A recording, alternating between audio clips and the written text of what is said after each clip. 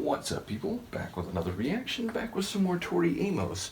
And big thank you to Nigel, who has provided a lot of material and reached out recently to make sure I had the next 3 Tori albums as well as some other material. But the next record in her discography is From the Choirgirl Hotel, and it's from 1998, and the first track is Spark, which I find a little interesting because the last track on Boys for Pele was Twinkle, and while Twinkle and Spark, they have different meanings, they both have that quality of being something visual, but then also something that is used as a descriptive label for something more figuratively, meaning a spark is, of course, a bright visual flash, but that can be used metaphorically or figuratively to mean something that is an igniter, something that initiates the next phase or some form of transformation, some chemical change, if you will. So yeah, it's a single word title. Those are difficult to get a read on, and with Tori's songwriting, you know, the opacity is difficult to penetrate anyway, even when there are more words in a title. Nevertheless, it just does seem like a really interesting sequence to end the previous record on Twinkle and to begin the next record with Spark. In any case, I will try to follow what I can, or at least what I can pick up on first listen. This is Tori Amos, the song is Spark, and it's the first tune from her 1998 album, From the Choirgirl Hotel.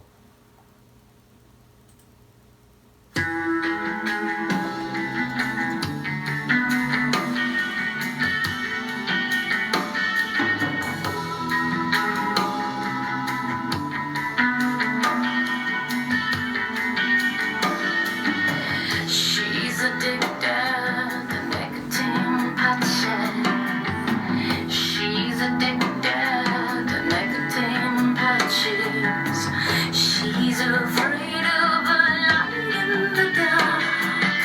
6:58, are you sure where my spot is? Here.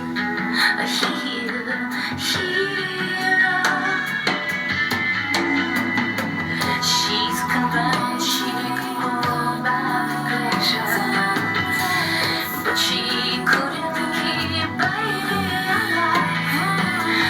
Doubting if the heavens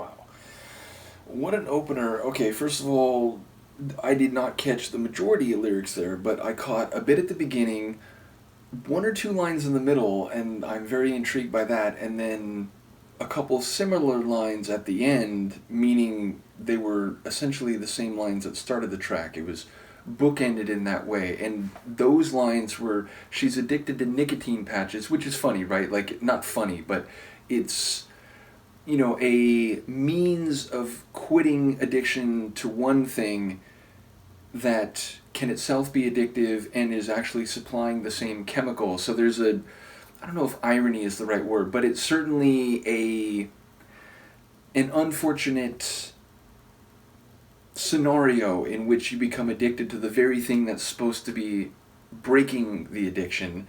And I don't know like what the comment is on this woman here, but ultimately the line, what was it that followed, that like she's afraid of the light in the dark, which is usually the other way around, right? Like light dispels the dark, lets you see, and there's less unknown, and therefore it is generally, or more often than not, less scary if there is a light in the dark. So if I heard that line correctly, that's also intriguing. But there was a line in the middle that was something like, if the divine plan is perfection, which of course, the nature of being a biological creature is to be imperfect and to be, to deal with struggles and difficulties and shortcomings and mistakes. So if the divine plan is perfection, something like she's going to listen to Judas. I don't know if I heard that correctly, and the line about Judas I didn't hear clearly. But yeah, that's already very funny, even if I'm slightly mishearing that. And it just makes me wonder, because there was a line about a soul, and so like I think there's maybe some metaphysical slash, spiritual musing or philosophizing happening here, but I didn't get enough of it to really get a read on what that is, or just how sharp or insightful the song is relative to the character being addressed, or rather being described. So nevertheless, I'm intrigued by the little tidbits I did hear and curious what more might be happening. And again, I will re-listen, but of course I'm curious what people might have to say about the themes. Sonically, it's interesting because when the first verse came in, I was like, oh, there's like a filter or like an effect on her vocals, which has not usually been the case, in the albums I've listened to previous. And then when it got into what, at first I was like, is that the pre-chorus? But I think it was like the chorus. Everything gets bigger. It gets like a much fuller song, and her vocals come out from behind that screen, and they're kind of full and central. Still a bit more like forceful and a bit less like, intimate and soft than they've been in a lot of other a lot of other songs slash albums that I've heard of her previously. That being said, by the end, she gets into this whisper mode, and she's literally whispering, which is the most, soft and intimate and delicate of vocal delivery. So another dynamic vocal performance is, I guess, what I mean to say. But yeah, I really did enjoy the sections where the song got very full, and there's, kind of bigger keyboard lines and just a denser sound.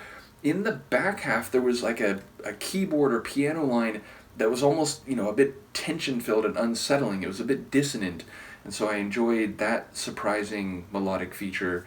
But again, I'll have to re-listen, and I look forward to people's comments about the themes and lyrics.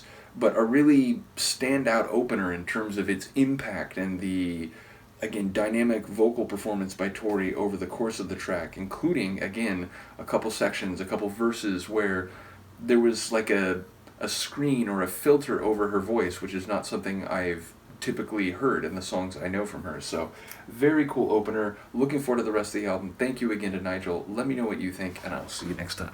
Peace.